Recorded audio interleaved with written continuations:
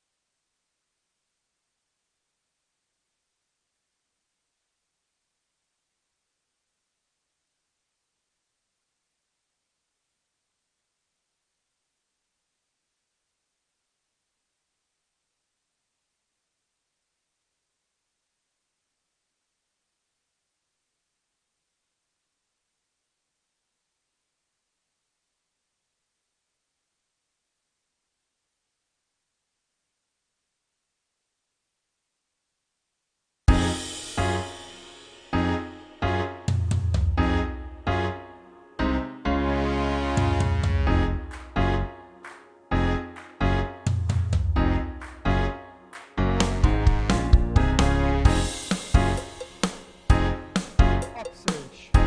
Real interviews, real stories, real individuals, real testimonies. Be sure to tune in every Saturday evening at 7:30 p.m. where Meadowvale Youth Talk Show will be resuming for Season 2 of UpSurge.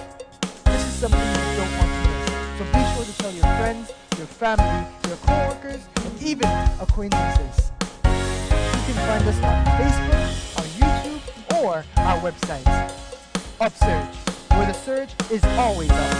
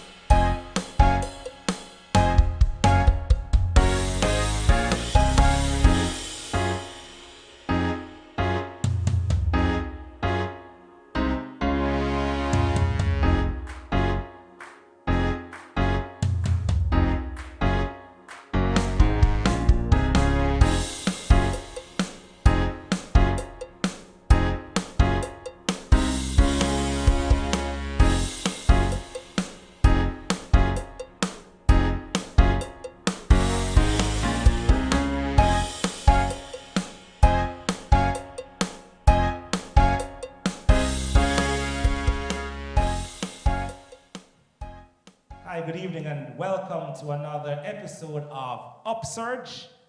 It's real people, real conversations, real questions, real answers. UpSurge, where the surge is always.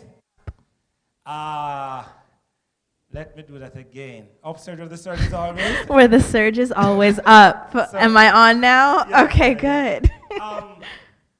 So, can I believe it's October already? I know. This Time year is flies. going by so quickly. Yes, the weather changed very quickly. I didn't want to go there. Sorry. Reality is reality. Yep. So our theme for this month is success stories. I know, not this week, but there's a guy who is coming on. I believe it's next week Okay. or the following week. But there's a guy who's coming on, right? He Okay. actually died Huh? and came back to life. Something to that effect. All right. Yeah, he We're going to died. clear that story up He's- later. yeah, he's All coming right. on. Okay. But this week, who do we have? This week we are interviewing Wendell Montague.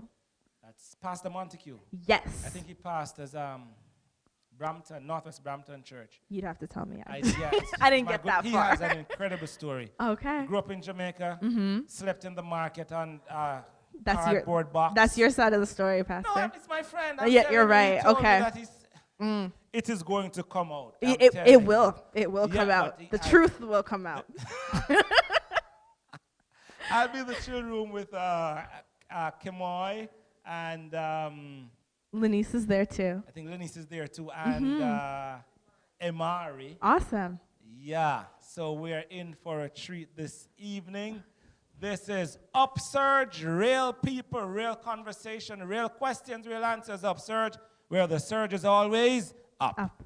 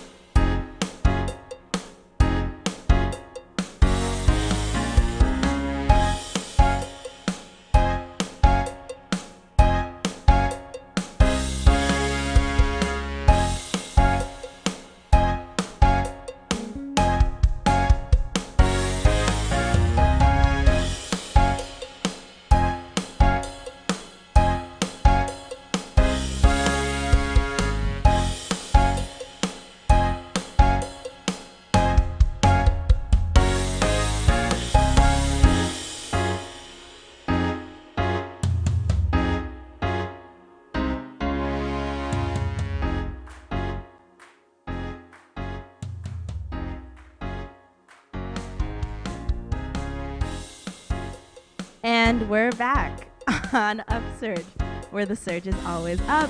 Joining me, we have Pastor Montague. Thank you for having me. Of course. It's wonderful to have you.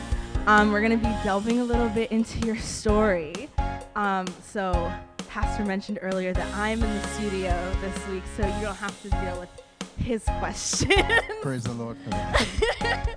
The Lord works in some mysterious ways. Awesome. So he did give us a little brief overview of your story, but I want to hear it from you. So tell me a little bit about yourself, your background, where you were born. Thank you. I'm happy to be here and happy to share my story with you today. Just to clarify, so the market sleeping was fictitious. I'm glad. But yes, life can throw at you many balls, right?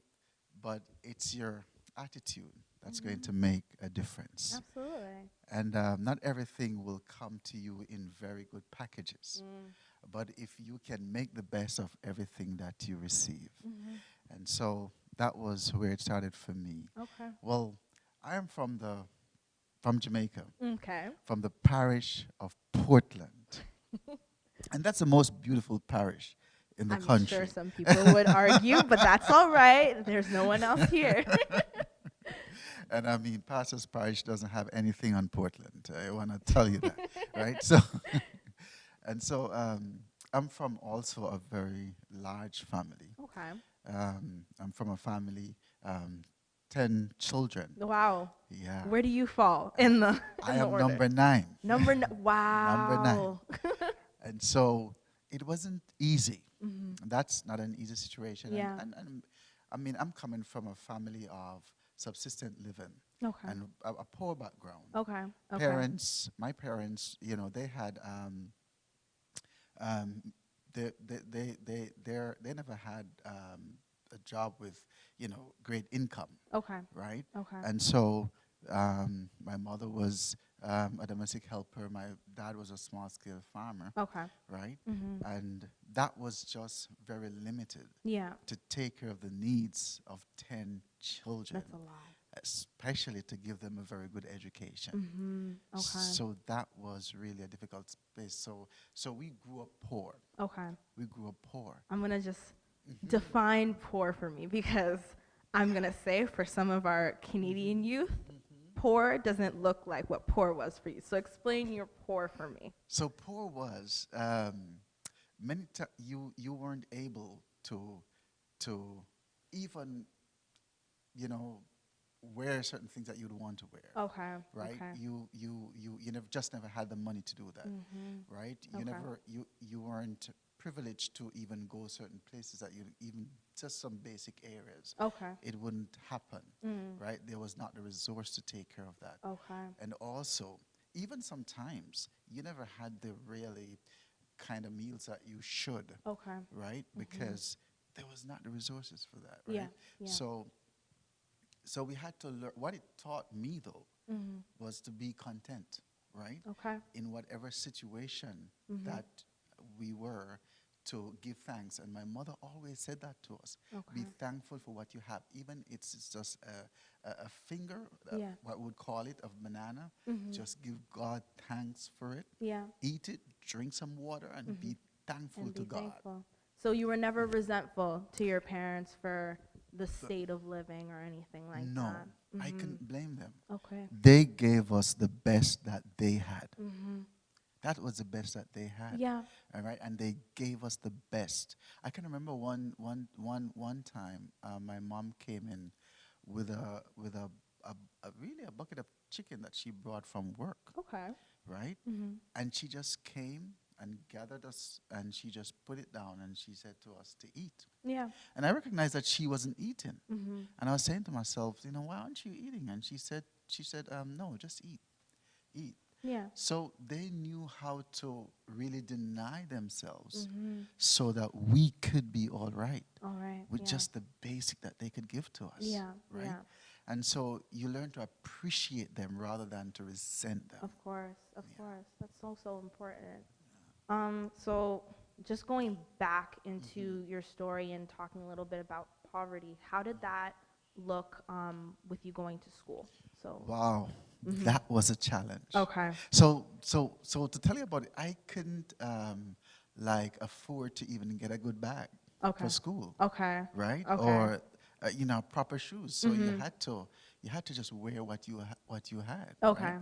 And the bag had to be homemade. Okay. You know, you just get that material and you stitch the 4 sides and you put a string in the top and you pull it up, put it over your back. And Yeah. you're off You to go. school. Okay. Resourceful. Exactly. Because you have to see education beyond material things. Of course. You know, and so Yeah. and one of the things that was very telling to me from that early age, that if my life was going to change, it would have to be getting an education. Okay. Okay. And so that was really something that she planted in us from very early, that this will be your ticket to life. Okay. And so school was challenging. So back then, you never went to school and you had you could get lunch and everything like that, right? Yeah. You perhaps sometimes you could, but it wasn't a consistent thing. Okay. Right? And so it would be good for you to have lunch taken to school. Yeah. Or you have lunch money. Okay. Okay. Now, I couldn't afford lunch money. Yeah. That That was not there, right? But in school, you find two kinds of people, Okay. or students. All right. Those who work hard and those who really don't do anything. Okay. Right. Fair enough. And unfortunately, among the do-nothing group, in my case, or in my class, were some of the ones who could afford to be in school. Okay. So I said to myself, I could help you. All right. I could help you. I could help you to do your work. Okay. Right? So you did the work. Yeah, but with a cost. Oh. So I Okay. had to learn to be a businessman from early. Hustle. Oh yeah, right. Okay. So when I help you, you had to pay me, right? All right. And so when I collected by lunchtime, I would have enough to take care of lunch for myself Okay. and my sister. That's amazing. That is real business. Definitely. Okay. Okay. So just I'm still stuck on this. You hustled them. That's I did. I had to. I said to them, if you have opportunity, make Yeah. the best of it. okay. Right? Okay. Because people who are assisting you, it doesn't come just like a walk in the park. They have Yeah. to make some sacrifice. Yeah, things aren't just handed It's to just you. handed down to Yeah. you. You know what I mean? Yeah. And so I had to. I say to them, back then I could when I collected back then I could collect about if I collected $1 or $2, then I would have enough to get myself some muffins and my sister some muffins Okay. and and all of that. And if it means that you only had your muffins and some water, you would be fine. Yeah, Right? yeah. To get through the day. Okay. So God was good. That's amazing. That's amazing. So just in terms of your like emotional state in school, did you ever feel like because of money wise you weren't up to par with the other kids or Yeah. yeah? Yeah. Poverty, if I should put it this way, poverty stinks. Okay.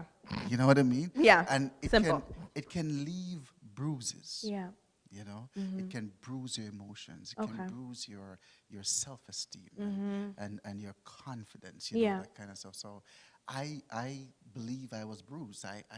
My self-esteem was affected. Okay. Right, because you had an exit exam that you had to do in grade 6 to get into high school. Yeah. And so it's called a common entrance. Okay. And I just never felt like I was good enough. Yeah. I felt like I was good enough to do that. Okay. Right? Okay. So because of how I felt, how I just was a little bit depleted, right? And so I stayed away from it.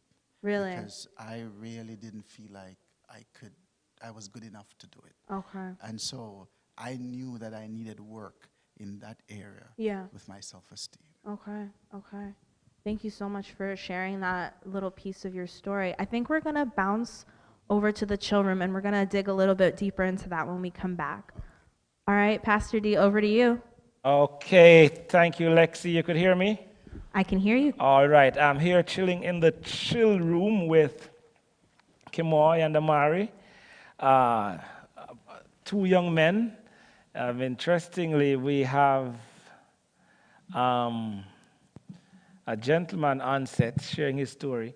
But we were just here chit-chatting about poverty, its effects. You grew up in the Caribbean, right, Kimoy? Yes. But you grew up pretty much in Canada. Yeah. But there's no poverty in Canada. Yeah. No, not Not to that extent. yes, exactly. Yeah, but have you ever like experienced or seen anything? I think my own experience. I think maybe I was in grade 2. Me and my mom, we lived in like a shelter for women, a homeless shelter for women. Wow. It was just me and her, and that was like my little taste of poverty. Oh, that's deep. So you and your mom were in a shelter, a homeless shelter? Yeah. Tell me about it a little bit. I don't really remember that. But much. you were small. Yes, this was during a time when my mom was she was sick and she couldn't really walk properly. Wow. And so we lived in a shelter. We shared a bathroom. I remember sharing. There was a room on one side, and then our room was on the other side, and the washroom was like in the middle. And I remember having to like make sure no one else was in there and locking both doors and stuff. As a little boy, Yeah. you had to stand on the outside and kind of protect the bathroom while your mom was there. Kind of, yeah. You'd have to make sure both doors are A locked lot. and stuff like that, so no other people would get in. Wow, wow, wow. And that has an indelible mark. It's etched in your memory, even to this day. Yes. Wow. So, Kimoy, you came here to Canada to study, right? Essentially, yeah. Essentially. You're not studying anymore. The I last am thing. studying, Yeah, I heard you're on the road to becoming a medical doctor. Some road, yes. So you're. Well, I should first ask both of you, um, your your ages, right? How old are you, Kimoy? I'm This is my 22. two, Yes, 2. 22. Yes.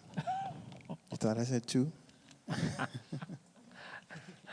old are you, Amari? I turned 19 next You turned 19 this month. Actually. this month, yeah. So, have you ever had any experience with, what's your experience with poverty?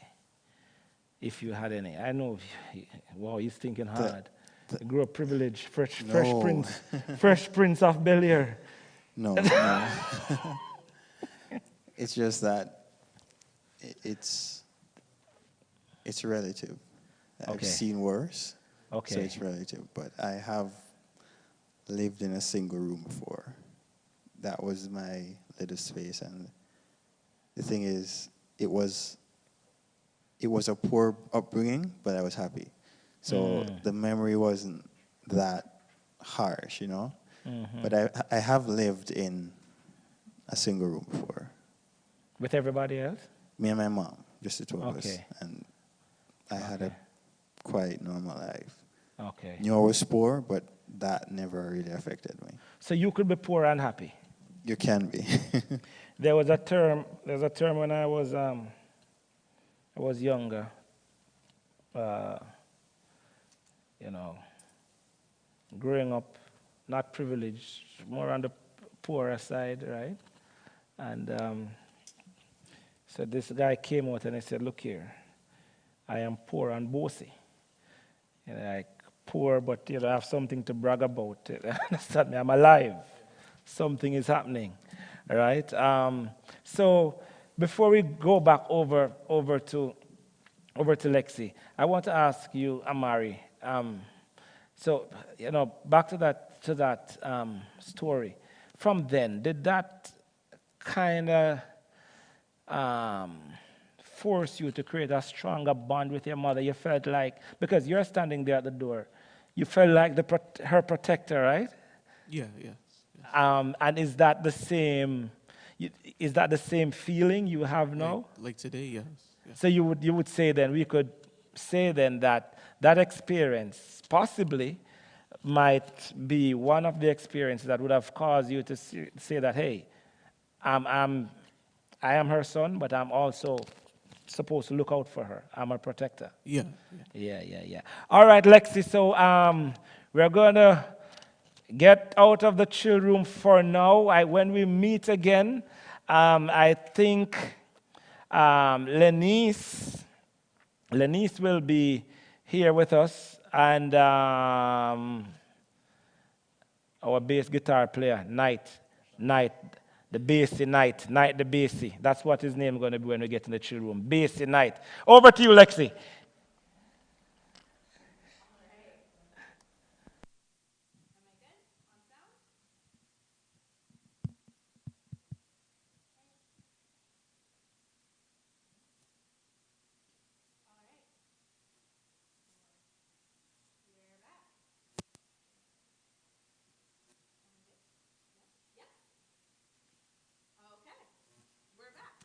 Yes.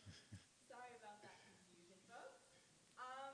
So just before we hopped over to the children, we were talking a little bit about you skipping your Great. Yeah. grade exams. Okay, so let's talk a little bit more about why you did that. Yeah. I just never. I think at that point, my bruise, from poverty was showing. And the funny thing is, because at home we were happy. Yeah. we were happy. It was a happy home. Okay. You know? Yeah. Noisy but happy. Of you know? course. You know, there was joy at home. Yeah. Belonging, felt safe. Okay. You know, that kind of stuff. But at that point, I guess my insecurities came up. Okay. Right? Where I felt like I just wasn't good enough, and I'm not going to pass this, and I'm not going to do well. Right? So I voluntarily took away myself. Okay. You know. Yeah. And just said, and I said to myself, this is not the time. Yeah. Okay. It's not the time. So what happened if you didn't take that exam? What happens after that? If you never took that exam, Okay. then you would have to go straight to grade 9. Okay. You know, if you took the exam and you were successful, then you would move on to the traditional high schools. Okay. Okay. But without that, then you have to go straight to grade 9 in the same system Okay. and see if you can do now the grade 9 exit exam. Okay. All right. So that's what I chose. Okay. Okay. And walk me through a little bit of what happened and like family-wise, what was going on then as well? Like how did your mom feel about you? You know, she never pressured you, Okay. right? Okay. She knew your abilities, All right. but she never pressured you. Okay. And because she knew that we were going through tough times. And she didn't want us to blame ourselves. Okay. For anything. But she would say, okay, well, get yourself prepared for the grade 9 achievement. Okay. exam, Yeah. Right? Yeah. And then you could move into the high school you want to go to. So she was supportive. She Okay. encouraged you. Yeah. Right? And she always let you know that, you know, it doesn't matter where you are in life. Your worst place is not your last place. That's You know, amazing. Yeah. Be encouraged. Yeah. Right? That this is just a moment in your journey. in Okay. your journey. You will get better. Yeah.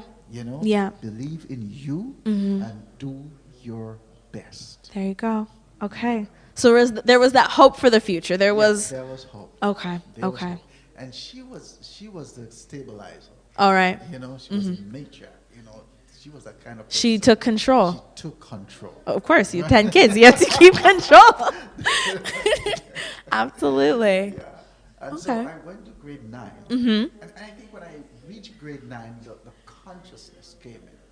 The reality that now you're in your teens Okay. and soon to be adult. All right. Right? You need to have something to move on. Okay. Right? Okay. So, but I never did as well in that exam either. Right? Okay. So I moved on to a secondary school. Okay. Right? And so you used to have the secondary schools by tiers. Okay. You know? So I probably went to a second tier. Okay. Right? Or that kind of stuff. And I was there.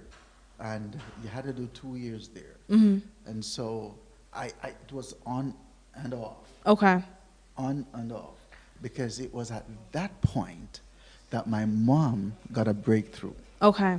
She got the opportunity to migrate to the UK. Okay. And so and my brother followed after her, one of my older brothers. Okay. And so that started to bring a change Yeah, in the family in the dynamic. family dynamics, right? Okay. And so but it was still rough because she just got there and wasn't steady. So I was in and out of school, Okay. out of school. All right. Right? Because now you had to travel like 1 hour from home to get to school. So you Okay. needed funds, right? Yeah. And so I never had that, but I used what I could and skip and pull and, you know, Yeah. went through. Yeah. And I finished. Okay. But I finished with, I got some subjects, but they weren't the kind, it was more the local exam Okay. and not necessarily the regional exam, the CXCs. Okay. It was more the SSCs, Okay. right? And you needed the CXCs to move on to the credible institutions. Okay. You know, and I never got that. Okay. So now I'm 17. Wow. You know, what am I going to do now with my life? But let me say before I get there, Yeah. when she was leaving, she left me at a home Okay. where people were better off. All right. Right? So there was a little bit of money. A little bit of money Okay. and far more educated. All right. Okay. And all that kind of. So she saw where I could get the help that I needed. Okay. Because she knew her little boy needed to get some guidance, right? But when I was there, I remember I got some spellings, some words to spell. Yeah. Yeah. And 10 words. And I remember when I did that test, I only got 3 correct. Okay. And when I got only 3, right? I wasn't daunted by my 3. Yeah, you felt because kind of proud of yourself. I felt like, I could have got nothing. Yeah. Right? You got 3. And I was rejoicing for my 3. Yeah. And to see how I could multiply that to get more. And to, the potential. Yeah. But while I was looking over my paper and to see what I got wrong and why I got them wrong. And that kind of stuff. And I was, being self-taught right there. Yeah. And so forth. And I wanted to go to the young lady because she was my peer, really. Yeah. But she was my teacher. Yeah. And I wanted to go to her and I wanted to say to her, okay, let me redo these. Yeah. Let me try again. Let me try again. And when I reached the door where they were in a room talking, I heard my name. Sometimes when you hear your name, stop and listen. Okay. That's important. Yeah. That's really one more time for everybody out there. When you hear your name, stop and listen. It's so important. Yeah. And when I listened, I heard the saying that I was dunce. Wow. I was so dunce. I couldn't spell. Wow. And when I heard that, I was really shaken. I went on the roof. Not to jump. I'm really glad. I wasn't gonna ask, but I'm glad you offered. I went there because it was like a patio. Yeah, right? yeah. And I looked in the direction that the plane took off with my mom. Yeah. And I cried. You cried. I bawled. Oh my goodness. You know what I mean? And right there, I said to myself, I'm not going to allow them to ever say that about me again. There you go. And something my mom always said to us, read and read all you can, because reading maketh a man. Wow. That is so. One more time for me, just for me. Read and read all you can, because reading maketh a man. That's so important. And I went into a reading. Yeah. I just started to read. Yeah. I everything you could. Everything I could. I read before. I would be in the mirror. I would be reading. I would read to trees. I was just reading. Yeah. And that, my appetite for learning, for education, increased. Yeah. And things started to get better for me where academics. Yeah. So that time, that moment, you made a decision. You said, this is it. No one's going to say this about me again. And you had to change. I had to change. There you go. So their discouragement was my motivation. There you go. Wow. I challenged myself. Yeah. And I left there because I never felt how I needed to feel in a home. Yeah, they weren't improving you. No, I was poor at home, but I was happy at home, right? And I went back to my house. Before we go to the children, I know they're going to age me because we're over time, but just the importance of you had money in the family that you were staying with, but you weren't happy there. No, money cannot buy happiness. Exactly. You need love. You need acceptance. You need encouragement. You need encouragement. Right? You can have all the money. If you don't have that, you're still unhappy. That's so true. I never had the money, but I had those at home. Check. Yeah. Check. And I was check. happy. Check. Okay. Check. All right. We're going over check. The showroom. I think Pastor D is a little impatient. I know they sent me off. I don't know. They told me they queued me up in here. Okay. All right, Pastor D, over to you. All right. Check. Yeah, we're back in the children. We were listening to that story. We very interesting. I think I call him Dunsbat. A lot of us got that name. A lot of us would get that name.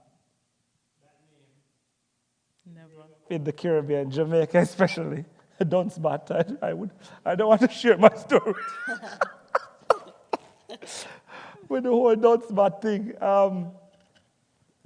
So we're dealing with a success story on the main set, and we're here in the chill room chilling with Knight, the great bassy. This guy could play a bass guitar, I'm telling you.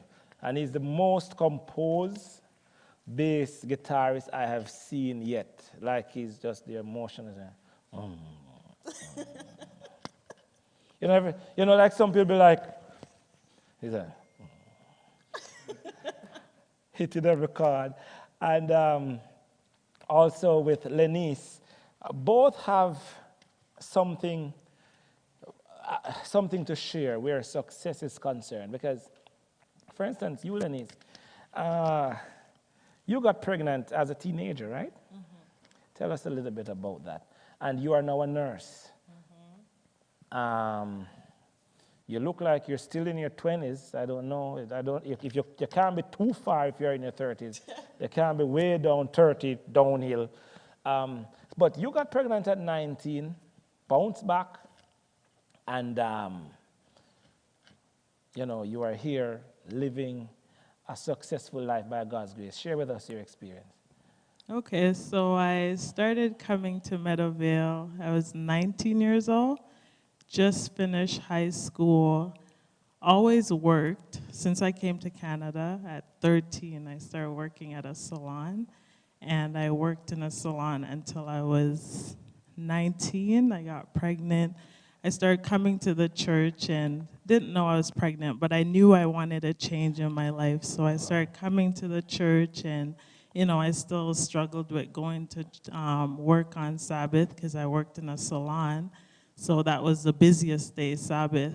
And so came to church, got convicted, wanted to get baptized, but my boss was like, no, not Saturday. That's the busiest day. Go to church on Sunday. And so at that time, I was mentored by an elder here. And he was like, just write a letter, let them know that, you're going to start going to church on Sabbath. Anyways, I did the letter, and she was like, you know what, the fact that you are so convicted, just take the Sabbath off. Wow. And then went off, had my daughter, and I started doing hairdressing on my own. Before you go off, okay, so you got pregnant. Mm-hmm. We're out of time already? Oh, okay. We have a little bit more time. Yes. I'm going to have to pick up your story, Lenice, when we come back to the chill room. Last year, I remember visiting you in the hospital. It shook me, right, to see a young man, so much potential in the hospital. But you were so relaxed, and you had this level of confidence, and I could sense that you were anchored in God. And then, going to the hospital, you had to take a break from school and all of that. How did that make you feel? Like you are on the path to get your career, and then you had to take this break. How was that experience for you? Well, I'll say I can't really recite the entire process word for word, but in a condensed version, I'd say that I did have a variety of seasons of thoughts. You know how you'll have maybe a brief maybe a month where you're thinking of a particular thing in various different ways. Then the next month you're thinking of another thing. Then next month you might return back to the first thing. So it's through those various seasons. Then over time it was just the main takeaway. Not the main takeaway, but one of the main takeaways that I took from it was to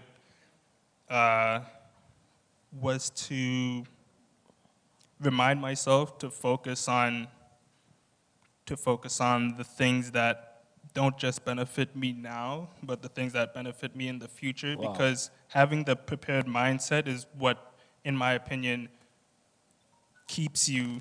So it's about a prepared mindset. Yeah, part of it, yeah. Yeah. Solid. Lexi, we're bouncing back to you in the studio. Now we're going to bounce back to Lexi right now in the studio. Are you there? Okay, well, if you're not ready as yet, so, Lennis, yeah, so you got pregnant, and you came to church and all of that, and then you how did you start now with moving from the pregnancy into that new transition, that new way of life? Having Okay, hold your thought. Sorry, I guess we're taking a break. Sorry, viewers, it's my bad. It's a break time. UpSurge, we're the surge. I mean, the surge is still always up.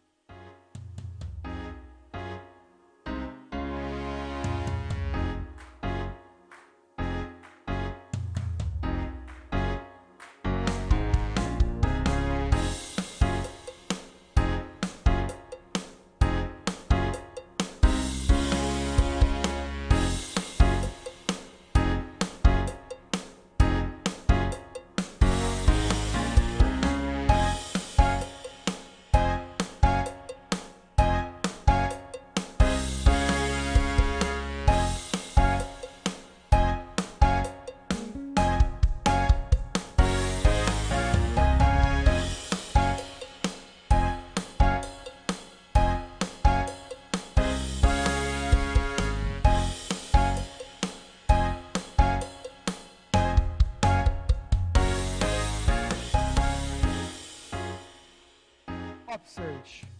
Real interviews, real stories, real individuals, real testimonies. Be sure to tune in every Saturday evening at 7:30 p.m. where Meadowvale's Youth Talk Show will be resuming for Season 2 of UpSurge. This is something you don't want to miss, so be sure to tell your friends, your family, your coworkers, and even acquaintances. You can find us on Facebook, our YouTube, or our website. UpSurge, where the surge is always up. Welcome back to UpSurge, where the surge is always up. We are back with Pastor Montague. We're just continuing and talking a little bit about your story.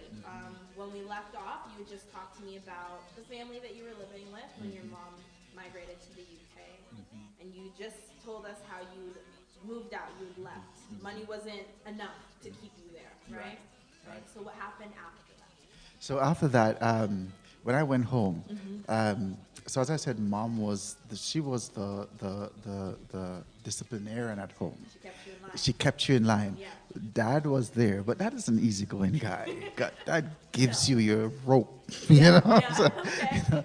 But I think at that age, I needed more of a structured environment, right? So I said to myself, okay, you know, I would do better with, you know, in a structured home like that. So my best friend at the time, he was living with his grandmother, and he said to me, you could come by my house to stay. And his grandmother, she also said, you could come, right? So I moved in. I moved in. And let me say that they never had the money like the other place, but there was love, there was comfort, there was acceptance, there was... Felt like you belonged. I felt belong. I felt like I had a family, you know, that kind of stuff. And so that was good for me. And then all through this, I was always in church, right? All right. I was active in church. You were active in church. Very active in church, right? Okay. And let me tell you, church was that safe place for you. It was the school that you needed to be in to get to the schools in the world.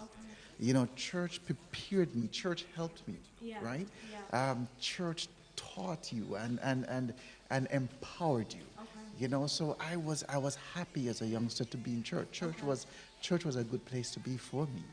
you know, and so being there, you know, at 17, oh, going on 18, having a girlfriend, you know. Oh yeah, oh yeah, girlfriend. But my, but you know, my girlfriend was going to a traditional high school, the best in the parish, right? But I guess I was nowhere then, right? And then probably one of her parents never saw me as good enough, right? And your girlfriend was in the church? And she was in the church, right? And we all from the same church, right? But I was never seen as good enough, right? To me, that's how I felt. But you were active in church. But I was active. So you were a young person, active in church, but it wasn't enough. It wasn't enough. And sometimes you are judged by your limitations and not your ambitions. You know? Yeah. And so I was, it was rough, right? And I never liked the fact that I was belittled. You know what I mean? And so I spoke to one of my older brothers about it. And he said to me right off the bat, you're not going to go through this. Yeah. You don't need to. You're too young for this. Wow. And there are many others out there, right? So pack it up, And move on, Okay. right? And to be honest with you, she was a marvelous person, Yeah. a wonderful, wonderful Christian young lady. I'm proud of her every day. Yeah. You know what I mean? But sometimes it's the people that are around that's right. others that bring you down. That's right. Yeah. You know, and I broke it off, right? And so I started. What happened? That I should say that I got a pre-trained. No, now I decided what am I going to do with my life? Yeah. Right. So I said, no school. So the next thing, go and get a skill. All right. So I said, I'm going to learn to make my own clothes. Okay. Because I love to look good. So All right. Yes. let me learn to make them. So I went to like what we would call back in the country a tailor shop, right? And my cousin ran that shop. Okay. And when I went there, you know, trying to learn to make clothes and everything. Okay. Like, after a year, I could iron my clothes very well. That's the least you can do. Yeah, I could hem my pants. All very right. well. All right. I maybe could put in a pocket. Okay. You know, that was after a year. That was it. Okay. After a year. So. You know, my cousin said to me one day, she said, "Cuz, this is not for you." At least he was honest with you. He was honest. He was honest with He was you. honest. Okay. So I think there is something better for you. All right. And you need to go after it. Okay. Right? Okay. Then I got a pre-trained teacher job. Okay. Right? To go to a preschool to teach. Okay. And I went there. Man, I tell you, I never even had a clothes to wear. Oh no. But I found my brother, he had a jacket with it was yellow at the front. Yeah. Purple. Oh and my goodness. black at the back. Oh wow. And he had a briefcase because he was a colporteur in church. Okay. Right? Okay. And that was my uniform for work. All right. When When I turned up at the bus stop, everybody laughed me to scorn at the bus stop. I'm sorry, I shouldn't be laughing. But you know what? I never cared. Yeah. I felt like a professional. You were doing something. Oh, yes, man. And people can laugh. Yeah. Though my dressing was shabby, but I was my ambitions was ambition was in place. Yeah, You know? absolutely. So I was going to work, and Yeah. I was proud of that. Okay. And I went to work, and there was a child in my class. Mm-hmm. He was, pleasantly plump, Okay. and he had a low self-esteem. Mm-hmm. He would come to school and he would put his head on the desk, and that's it for the day. Okay. And I watched him for a few days, and then I called him to my table. Yeah. And I said, "Do you want me to help you?" And he said, "Yes." Okay. And I started to hold his hand and teaching him to form letters. Okay. I taught him phonics at the desk. Yeah. And all those kind of stuff. Yeah. And probably 2 weeks later, I put the work on the board, and when I looked in a little bit, he came to my table with his book. Yeah. Everything written off. Everything was and done. written off very well. Yeah. And I said to him, "Give me a high five." Yeah. Yeah. And I said, "Go outside and play." And he went outside and he was having fun, and that child started to learn so much. Yeah. Yeah. It was a change Yeah. in the child's life. Somebody believed in you. Somebody took the time. Somebody took the time. Yeah. And I said, "God, if you could do it for him, can't you do it for me?" I was just about to ask you, tell me about some of the people who pushed you, because now the skill wasn't working out for you, the trade wasn't working out for you. So what pushed you to get to where you are now? Who pushed you? So, you know, it's good when you have people from your church who give back. And we shouldn't be so closed palm with our success. Absolutely. And our resources. Yeah. We need to look out for the needs of the youngsters in the church. And push them out. Help them. Yeah. You know what I mean? Help them and share your story with them So they know. to encourage them, push them along. Yeah. And let me say to you that there was a sister, and I want to call her name because she deserves a praise. There right? you go. And Okay. she is today Dr. Doreen Morris' son. And she came back home. After she went and she, you know, improved herself and everything, upgraded her education and everything, and she came back and she saw me. She said, "What are you doing with yourself?" Okay. And I said, "Well, I'm the Bible worker for the church." Okay. And she said, "That's good, but God has something more for you to do." How did you end up as the Bible worker for the You know, church? one lady in the church said to me, "You don't have to you don't have to go after anything too big in life. You don't have to go after the big education and all that kind of stuff. Just stay here and work for God as a Bible worker, and God will bless you." That's what she said. And I thought that was good because it's coming from a senior, you know.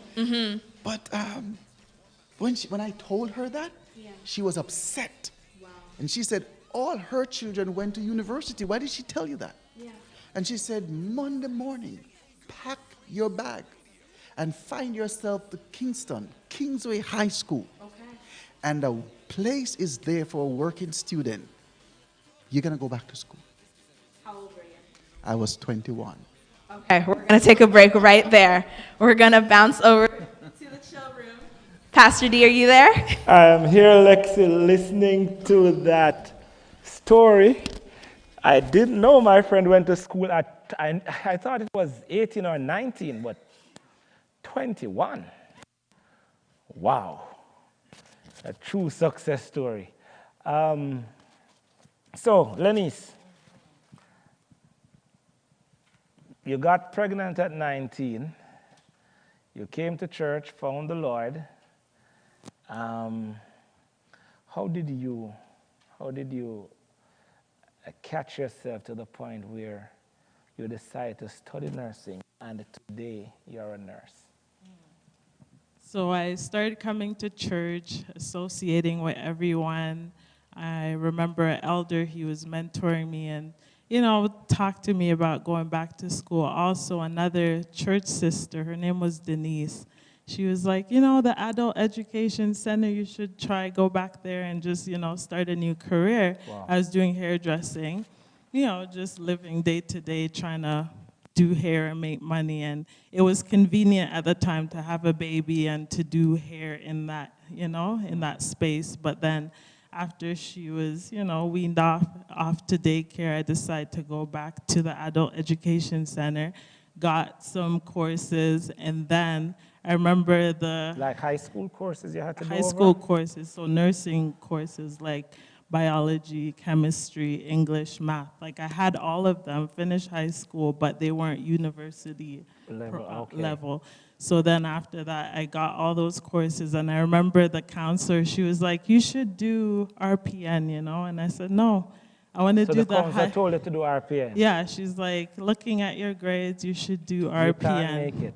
Yeah, so I said, no, if I'm going to leave something that I love, I need to make sure I'm making the highest amount of money. Wow. So give me the RN program. So anyways, went through it, failed a couple times, kept going. You failed a couple times? Oh yeah, I redid biology like twice, math twice, and finished. So they would call it dunce bat to Dunce bat, but in my head, failure is not a failure. Stick a pin. Look, it doesn't matter who call you dunce batter, who tell that you're dumb. Yes, a failure is just one of the rounds to success. You are no dunce bat. You are successful. You are brilliant. You are doing well. Keep doing what you're doing. The lady told you should do the RPN. You said no. You had a young child through all of this. So you were And you know what's the funny thing in life? I'm going to go back to you, Basie. You know the funny thing in life? People, like the whole grading system, Lenise, right? You have, everybody is expecting, okay, this is the grade, whatever, whatever. But people have different circumstances, right? So you are home with a baby, feeding a baby every night, compared to someone who is just there with parents. It's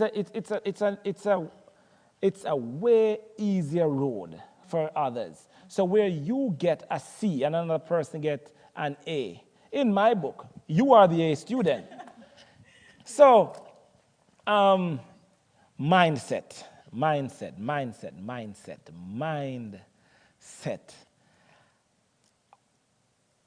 You were there in the hospital,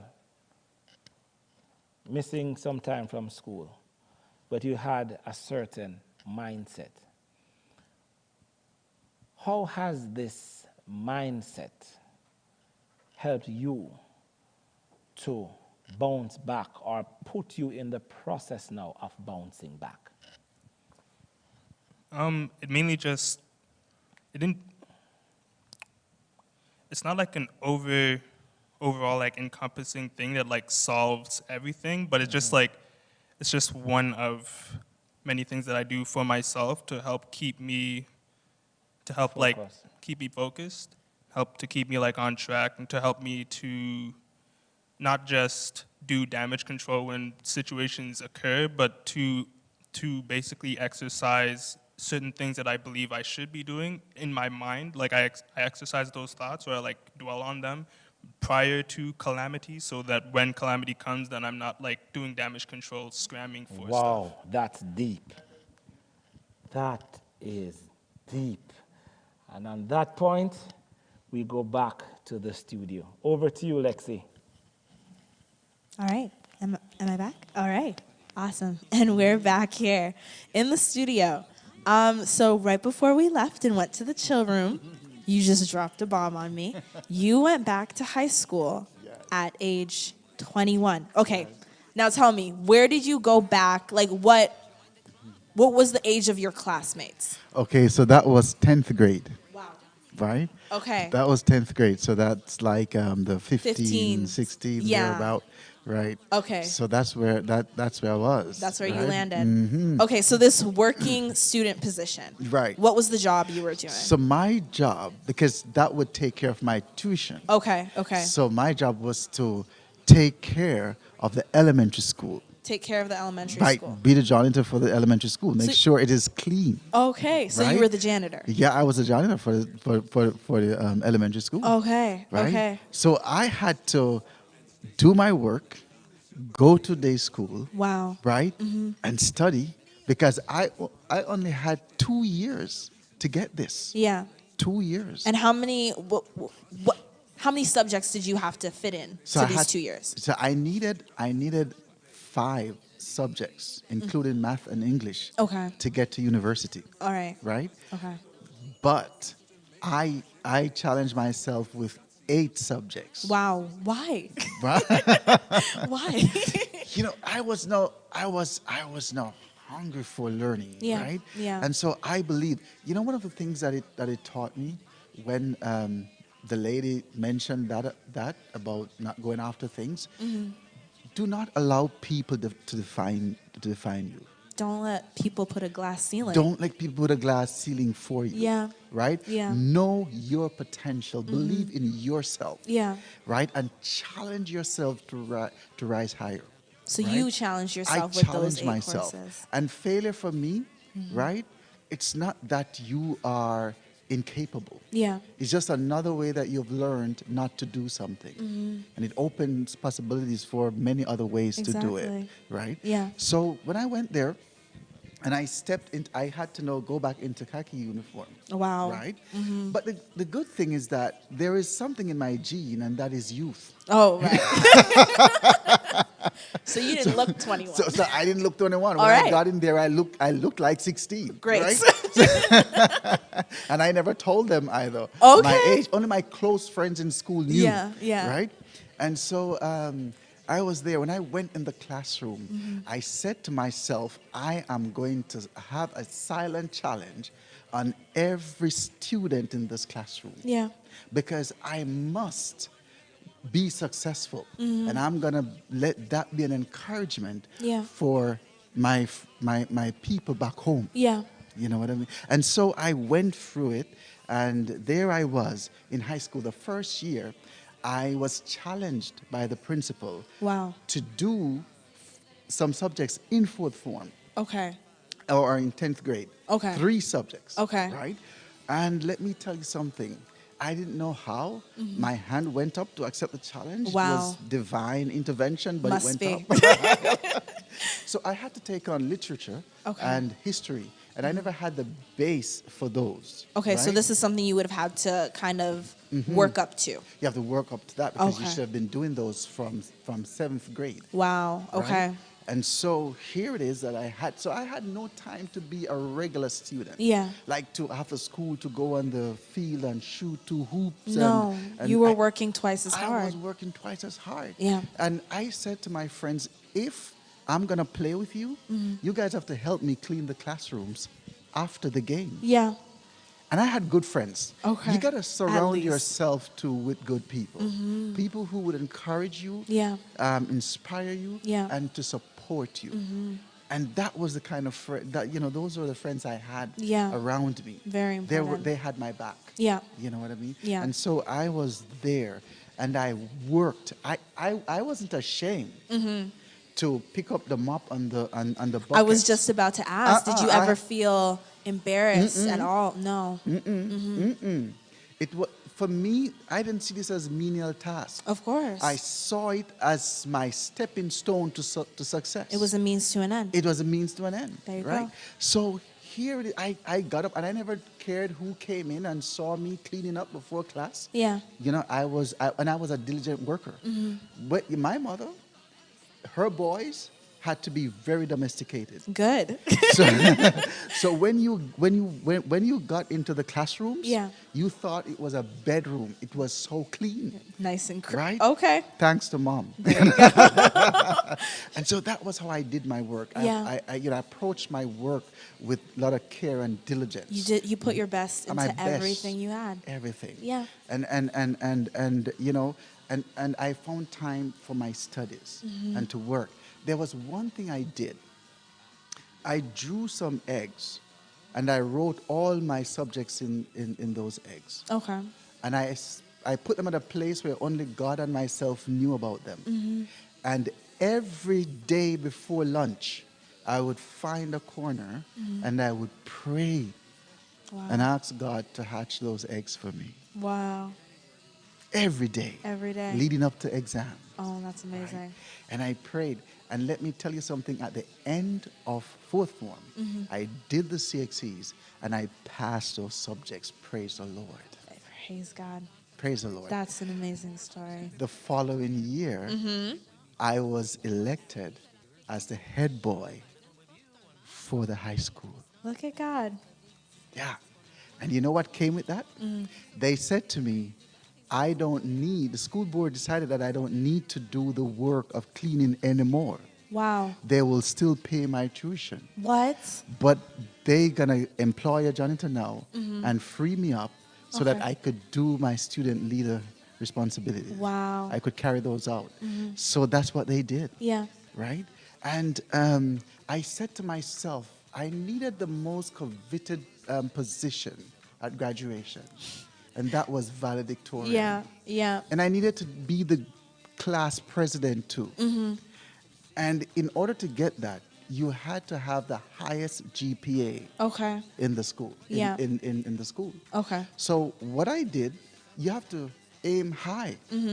Aim for the sky. Yeah, you set so your if goals you fall high. out, you drop in a tree. Yeah, you're still pretty up You're there. still pretty up there. Yeah. So I went for it. So Okay. now in the second leg, I have to get now those 5 subjects Yeah. now. And I went for it. But there were some bright sparks in the class. Okay. And I had to beat them. Yeah. In math, accounts. Wow. Right? And I had to get past them. Yeah. And literature. What I did to do that was that we had a study group Okay. every evening. Yeah. And I was a teacher. All right. And I was giving back. And the more I gave back to the group, the more I am learning.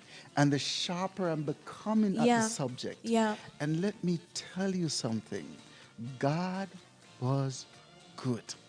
Right? I was just making the grades, whipping up the grades. Wow. And I said, I reached a place now that I needed to overcome one guy. Mm-hmm. He was the math guy, and I needed to get him out. Okay. Right? And so I started to work, and I worked, and I worked.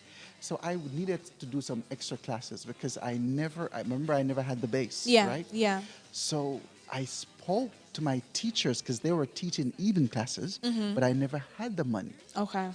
And I said to them, can I come to your evening class? Yeah. Right? I don't have the money. And they said to me, you can come. Wow. But you have to pass these subjects. And I said, I promise you, I will. And you challenged yourself. I challenged myself. And I worked hard. I worked hard. Yeah. I worked hard. And let me tell you something. There were days that you felt overwhelmed sometimes. Yeah, I can imagine. Right? And for me, I'm not afraid to ball. I will cry. Yeah. All right. I will let it out. Yeah, absolutely. When I let it out, I'm good again. Yeah, I'm ready to take on the challenge again. Okay. And so I would have my little cry spot. All right. And I say, God, Yeah. things are getting rough down here. I need a little help. You let it out. You know, I need to get through this last year. Yeah. Do something for me. Okay. You know? And God sent another family to take me to live with them. All right. They were educators. Oh, well, that's I call amazing. it, they are my mom and my dad, my church mom and dad. And they came in, the Boyds. They came in and they took me. And they said, we're going to help you through. And it was good. It was good. I know they're trying to cut us off, but I do have to ask before we bounce over to the children, because I'm not sure if we're coming back here. But did you end up being valedictorian? Yes. Okay. Okay. If we come back, I can wrap Yeah, up with I that. want to hear more about that. All right, we'll see what we can do. Okay, Pastor D, over to you. Thank you, Lexi. We're back in the chill room with Lenice. The nurse, she got pregnant at 19, found the Lord. She got pregnant at 19, found the Lord, and went to start nursing, right? You got one of the teachers tried to demotivate you and all that, said do RP, and you said no. But now you're a nurse, Lenice, 5 years into it, doing well. Is it easy? It was never easy. School wasn't easy. The job now is not easy, 12-hour shifts. Still trying to make ends meet, but I'm in a better place, and I continue to, keep rising above, go to the next level, try to work above and beyond to arrive to where I want to be in life. So how do you stay motivated? So the hardship that I had coming from starting out with God, and I always did go to church since I was young, stepped out, came back. So my relationship with God throughout these hard times, being a single mom, finishing school, working still as a single mom, you develop a relationship with God where you realize that He won't leave you nor forsake you. I constantly hear Him saying, I'll never leave you nor forsake you. So at this point of my life now, I have that boldness, that confidence that God is always with me. He's going to work things out. Even when I'm unfaithful, God is still faithful, still working it out, always have food on my table, always paying my rent. So God always provides. So I just have that relationship with Him now that is steadfast, and Praise God. I don't worry. Praise God. The God factor. We have another minute in the chill room, but Amari, you're a young man. You're 18. Yes. Still in school. Being motivated through Christ. How important is that? Was there ever a point in your life where you had to like really find strength from within to move forward? Yes, I am going to be studying kinesiology in university. Wow. And You're studying what? Next year I'll be studying kinesiology. What is that? So it's basically the study of the human body, basically. So I learn about muscles, the skeleton. So you study muscle, skeleton, and... Yeah, exactly. And I know my grandmother is a nurse. That sounds hard. Yeah, it is hard. It is hard.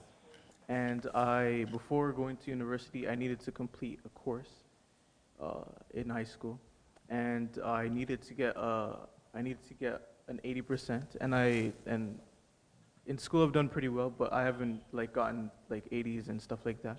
And I looked at my grandmother, and she had so much faith in God, and she trusted Him, and she was very inspirational. Praise God. Because now she's a nurse just like you. Wow. And so I kind of looked at that as motivation, and I think I had a 95 or 94 in the course, and yeah, that's my motivation. Wow. Praise God. Well, we are out of the chill room for this week. Was a pleasure having you, Lenny, Samari, Kimoy, the great Knight, Rashad, on the bass guitar. Lexi, over to you. All right, and we're back. I got 5 minutes because I begged and pleaded, and I'm still grinning because I'm so proud of Amari. But we're going to bounce back to your story. You told me you made valedictorian. Yes. Okay. Praise the Lord. When I was in devotion that morning, you had some marvelous teachers at Kingsway High School. Yeah. They work with you. They were like your mom. That's awesome. And dad, and they took believed the time. in you. They took the time. Yeah. And that's it with Christian education. It gives you a difference, and that roundedness that you receive from it, it's second to none. Okay. Right?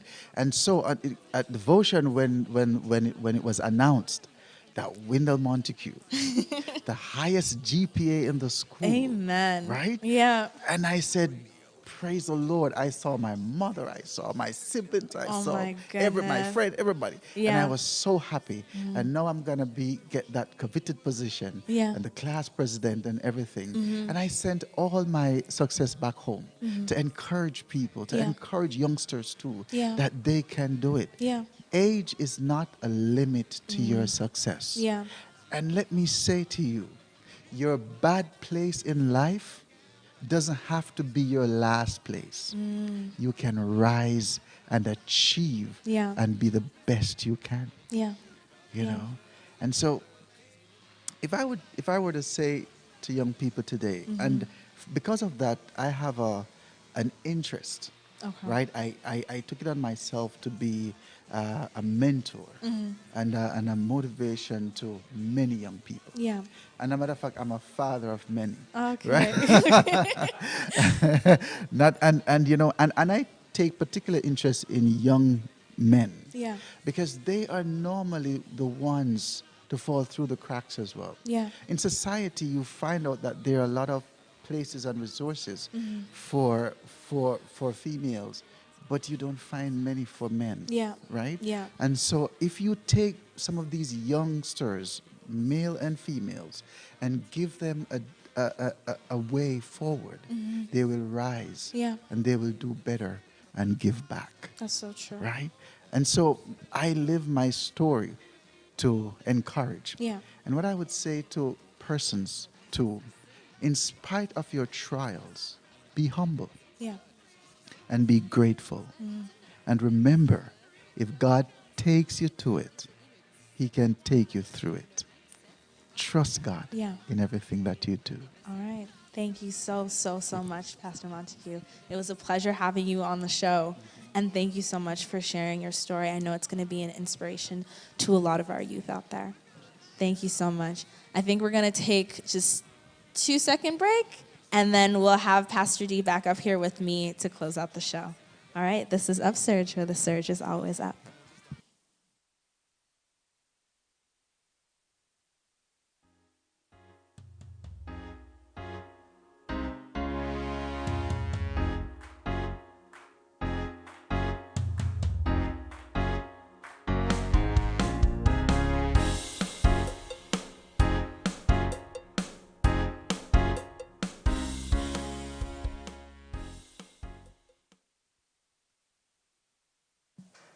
Wow, Lexi, what a story. What a story.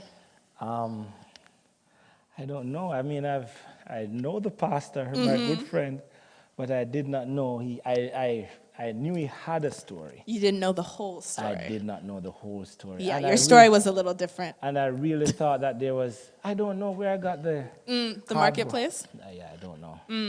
I guess because he left from Portland. Because most times when I leave from country to town. I don't think you want to say that.